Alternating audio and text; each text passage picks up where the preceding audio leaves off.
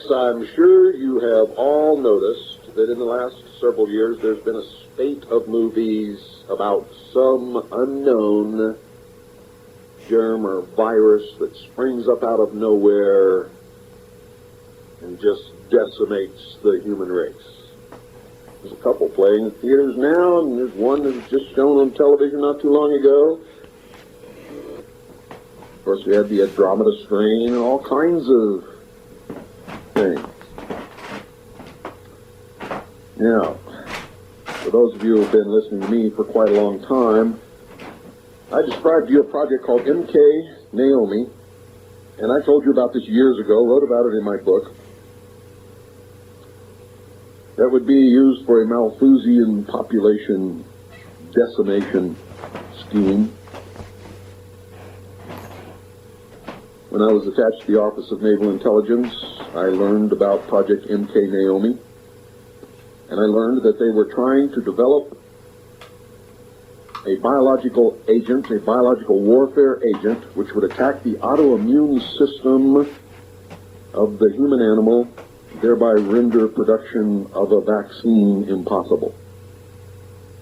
You see, it doesn't do any good to build up the immune system if what is killing you thrives by eating the immune system. That was the purpose of it. And I documented the legislation in my book where they testified in front of Congress that that's exactly what they wanted to do, and that Congress allotted them millions of dollars to accomplish it. Well, they did.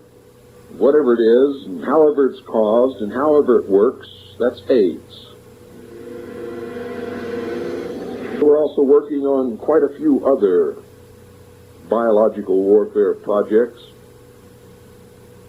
And we believe that they tested the results of one of them in 1976 in an African country called Zaire.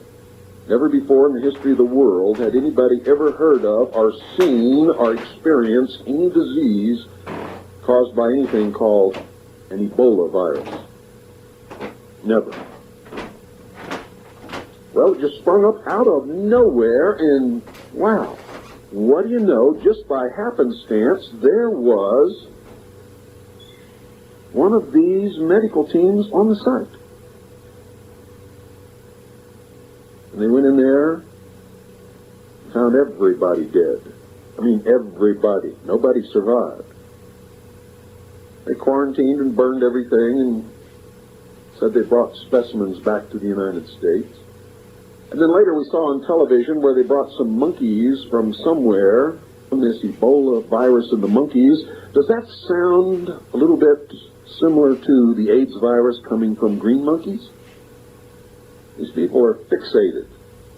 Now all of a sudden, guess what's going on? Unbelievable. You see, there was a study made during World War II to determine the impact of the returning soldiers upon the economy. The results,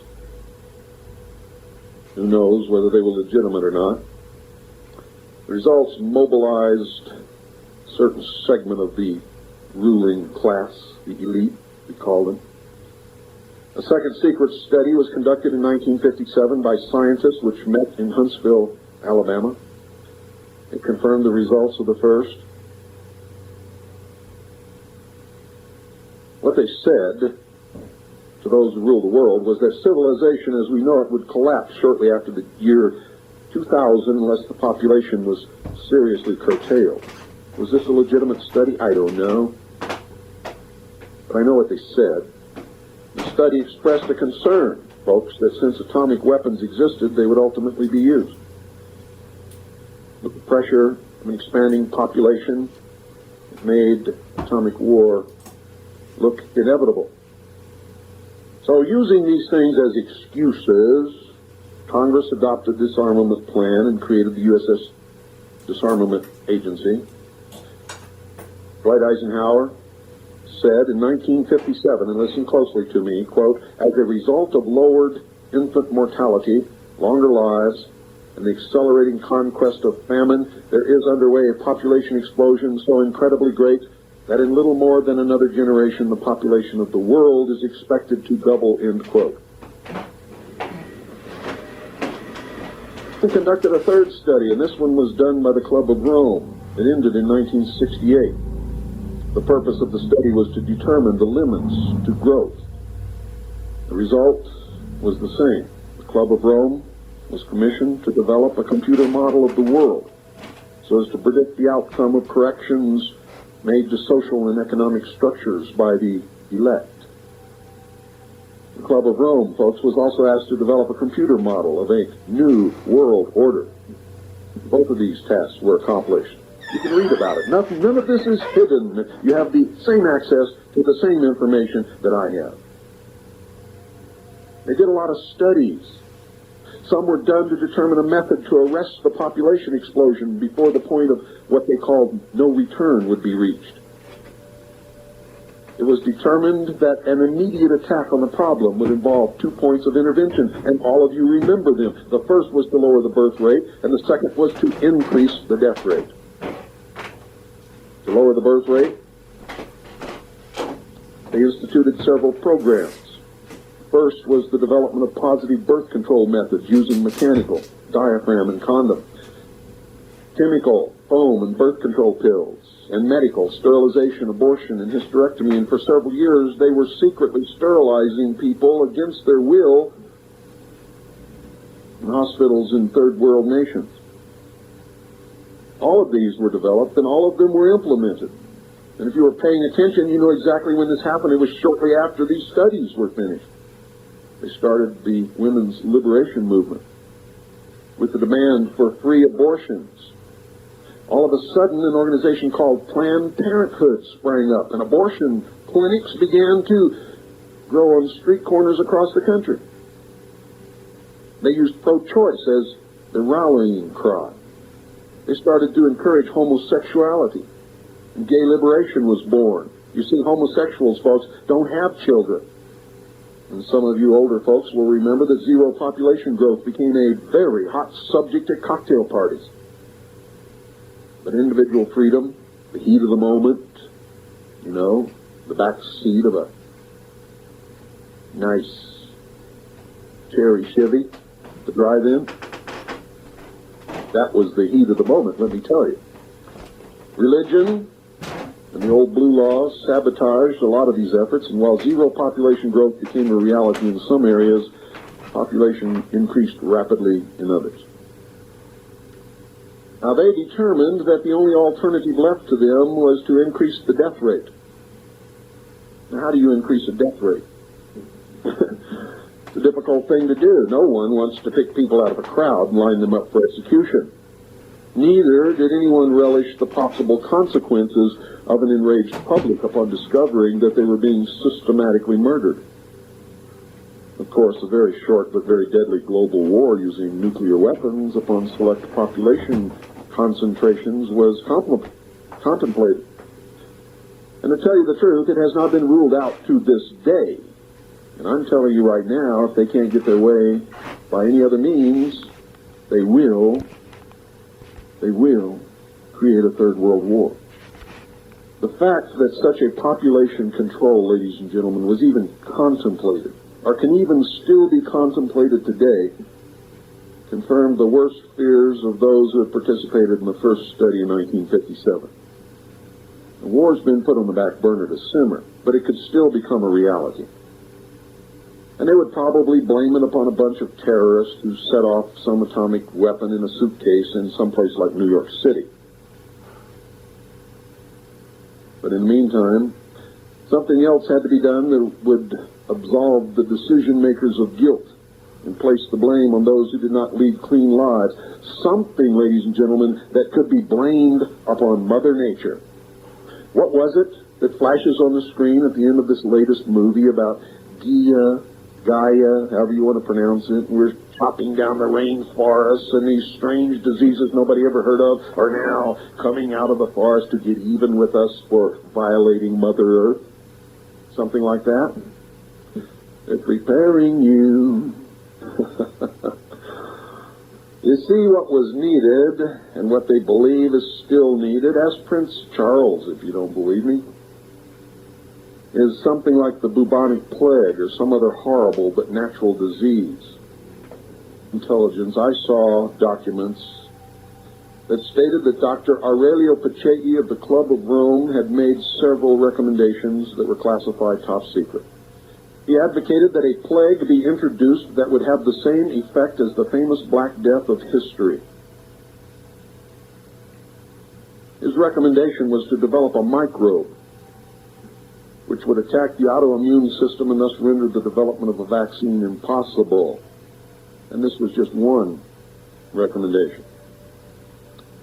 This was done under Project MK Naomi at Fort Detrick, Maryland, as a part of the United States Army biological warfare projects. It was funded by the Congress. In fact, I believe they funded $10 million for this project. It's all in my book, including the documentation. Dr. Aurelio Pacelli wrote this, and you can find it. You can find it, ladies and gentlemen, on page 607 of the Global 2000 report to the President, which was signed by Jimmy Carter. He said, and I quote, "Man has skyrocketed from a defensive position, largely subordinated to nature's alternatives, to a new and dominant one. From it he not only can and does influence everything in the world, but voluntarily or unwittingly can and indeed does determine the alternatives of his own future, and ultimately must choose his options for it. In other words, his novel power condition practically compels him to take up a new regulatory function that willy-nilly he has had to discharge with respect to the world's mixed natural human systems. Having penetrated a number of the erstwhile mysteries and being able to sway events massively, he is now vested with unprecedented, tremendous responsibilities and thrown into the new role of moderator of life on the planet, including his own," end quote. This project was obtained from the United States Congress under House Bill 15090 in 1969, where $10 million was given to the Department of Defense's 1970 budget. Testimony before the Senate committee revealed that they intended to produce a synthetic biological agent, an agent that does not naturally exist and for which no natural immunity could have been acquired. Within the next 5 to 10 years, it would probably be possible to make a new infective microorganism which could differ in certain important aspects from any known disease-causing organisms. Most important of these is that it might be refractory to the immunological and therapeutic processes upon which we depend to maintain our relative freedom from infectious disease, end quote. Sir Julian Huxley said, "Overpopulation is, in my opinion, the most serious threat to the whole future of our species." The project called MK Naomi was carried out at Fort Detrick, Maryland. You'll find reference to it in several congressional investigations. You'll find reference to it in the research of some very good investigators. But that's about all you'll find. You see, most of the people involved with that project have mysteriously disappeared or died. All of the records are either so highly classified that you'll never see them for the next 100 years or have been destroyed. Can you imagine if the public could have access to the research